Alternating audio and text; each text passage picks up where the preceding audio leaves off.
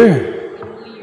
Nagsugod na sa bagong tuig, 2024. So paligog tan-aw sa mga tupad, o i-greet nga Happy New Year. Mura magdili Happy New Year, no? Galuya man mo tanan, no? Gipangkapoy, no? Sa inyong preparasyon gabi, and of course, even sa inyong party preparation, ang pagsugat sa bagong tuig, still, no? Nagpasalamat ko og dakong kalipay sa Ginoo nga nagsimba mo hangtod karon, no? Ngawa mo nakalimot nga paghatag og oras sa Ginoo labi ni karon nga lisod kay ibangon kay kapoy kayo gabi. Palakpakan nato ang tanan. Now today, my dear friends, we are celebrating the solemnity of Mary as the Mother of God. Pope Francis once said, "The heart of the Lord began to beat within Mary. The God of life drew oxygen from her." In other words, ang Diyos, ang Ginoo, who is the source of love, nagsugod og beat ang kasing-kasing didto sa sulod sa tiyan ni Maria. Ang Ginoo, who is the author of life, ang naghatag og kinabuhi sa kalibutan, nagdidto siya nagkuha og hangin didto sa sulod kay Maria. That's why today is very clear, my dear friends, kung unsa ka importante atong mahal nga inahan nga si Maria in the salvific plan of God sa tuang salvation kita sa mga tao. Kung ato ning nadunggan karon nga si Jesus sa tong Ginoo nagkuha, dito nagsugod ang heartbeat niya sa sulod kay Maria. O sa sulod sa tiyan dito siya nagsugod the first oxygen nga iyang na-take sa iyang kinabuhi, sa iyang lawas. Nahimo ba nga si Maria nga mas labaw pa sa Ginoo? Nahimo ba si Maria kay tungod siya inahan sa Ginoo? Nahimo ba siya nga mas labaw pa sa Ginoo? Or nahimo siyang Ginoo o nahimo siyang Dios? Dili gayod. Because today, one of the teachings of the church, the dogma of the church, nagsulti that Mary, controversial kini nga title, that Mary is the Mother of God. Unsao man na, pimo sa pangunahuna, nga si Maria, usa ka tawo lamang pero inahan sa Dios. And it's very true kay tungod ang iyang gipanganak, ang iyang anak, usa ka Dios. That's why she is the Mother of God. Then going back to the teachings, pero may mga tungunahunaon, ang pagkahimong inahan ni Maria sa usa ka Dios actually is only a reflection and the participation sa mas lawom pa nga misteryo sa atong gisaulog karon o kaning misteryo sa batang Jesus. Karon mga pila na ka tuig, pero minita magtanaw og salida when it comes to demigod. Unsa ginang demigod? Half God and half human. So mo mura bitaw na i-mix sa Dios og mix, sa tao. For example, Hercules, Example, ngani mga butanga. So half 50%, 50%. Og makita nato ni when it comes to breeding animals, 50% yani 50% nini. Is that the kind of idea, is a kind of faith o gitudlo sa simbahan when it comes to Christ? Dili gayod. Akong musbon dili. Kay ngano Christ is not a demigod. Meaning to say, He is not half human, He is not half God. But Christ is 100% man and 100% God. No? Kay ngano mo bitaw klaro kaayo sa tong pangunahuna when it comes to demigod, half man and half God is a mixture of human kay tungod na inhitabo nga making love sa God og human. That's why karon importante kayo walay nahitabo nianing butanga. Meaning to say, because Christ already existed before the world began. 100% God. And because kita yang gigugma pag-ayo, busa ning naog sa kalibutan, og ning sulod sa human history, nagsugod sa pamilya, nagsugod sa sinapupunan sa usa ka inahan. 100% human being.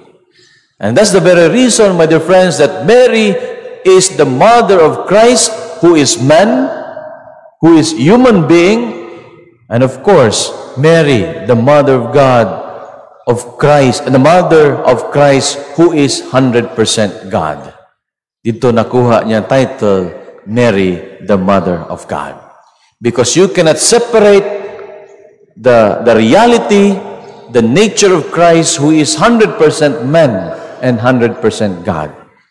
O dili nato ni matungkad kung giunsa ni sa Ginoo siya nakahibalo ana basta hangtod diha lang ang atong nibaw-an o gi-reveal labi na sa tuang pagtuo. Now, dili nato ni siya lalison, dili pa nato ni mas ikaw kay tungod gamay ra kay atong pangunahuna to the vast reality of truth about the divinity of Christ. But what is very important here, my dear friends, is the role of Mary. When it comes of inviting, when the role of Mary of carrying Christ. Busa si Maria, nahimo siyang bulahan. Mary, bulahan sa tanang babae. Nganong nabulahan siya? Pangutan-on ta mo. Do you think yun nahuna ni Mary nga deserve siya mahimong inahan sa Dios? Pangutan-on ta mo. Deserve ba siya nga mahimong inahan sa Dios? Yes or no? Deserve ba siya? Yes. Diri kaha, no? Deserve ba si Mary ang mahimong inahan sa Dios? Yes or no? Deserve? And I'm telling you, my dear friends, never in her wildest imagination nga gisulti niya siyang kagalingon nga deserve siya. Because the moment you say to yourself that you deserve to be the mother of God, nawala na ang pagpaubos sa imong kinabuhi. Because Mary, because of her humility, gipili siya sa Ginoo. Muna ginahuna sa natong inahan. Nagpasalamat si Maria, nahimo siyang bulahan. Kay gipili siya, bisan dili siya deserving ning ani nga grasya. Diri manggod sa kalibutan atong pangunahuna, no? We deserve for a particular purpose. We deserve with a particular position. We deserve with a particular privilege. Kay nga no? Atong ginahuna permi, deserve nako ni kay ako ning gipaningkamutan. Gideserve nako ni kay ako ning gikapuyan. Are you sure you deserve this? Even Mary, wa og nagsulti nga siya deserve din niya. If you remember one of the parables of Christ, ang usa ka Pariseo na sa tubangan nagampo sa templo ug nagsulti. Ningon siya, Ginoo, nagpasalamat ko. Deserve na ko ni mahimo kong Pariseo. Meaning to say, the leaders, one of the leaders of the temple, deserve na ko ni Ginoo. Kaya nga naman, hatag man kong tithing perme. Nag-donate man ko sa simbahan. Nagserbisyo man ko sa simbahan. Tibok na akong kinabuhi. Tibok na akong oras. Akong gisunod ang imuhang mga panghimangno. Akong gisunod ang commandment sa Ginoo. Busa, deserve na good ginako ni nga mahimo kong Pariseo. Hi Lord, salamat kayo. Nga gitagaan kong ani nga posisyon kay deserve nako ni kay ako ning gikapuyan. Og didto ning lingi isa sa likod og niingon siya, dili pareha atong tao sa likod nga makasasala. Dili ko parehas niya. Thank you kaayo Lord. Og didto sa likod ang tao bisan gani paghangad lang pagtan-aw sa Ginoo, dili niya makaya. Og sa iyang pag-ampo, niingon siya, Ginoo, bisan dili ko deserving musulod sa templo o muatubang nimo. Pero nagpasalamat ko, kagitagaan ko nimo kinabuhi. Gidaan kitagaan ko nimog tsansa mabuhi o magbag-o sa kong kinabuhi. Salamat, Ginoo, bisan ako makasasala. In that parable of Christ, let me ask you, kinsa man ang na-justify, the Pharisee o the people sa likod nga makasasala? Kinsa ang nasa likod? So today, sa sinugdanan pa lang na himong bulahan si Maria because kabalo siya nga dili sa deserve ni ini. Unlike sa atua, gamay lang nga tabang, gamay lang ang pagserbisyo, gamay lang paghatag nato sa simbahan, sa community, sa pamilya, mangluod ta kung di ta ma-acknowledge.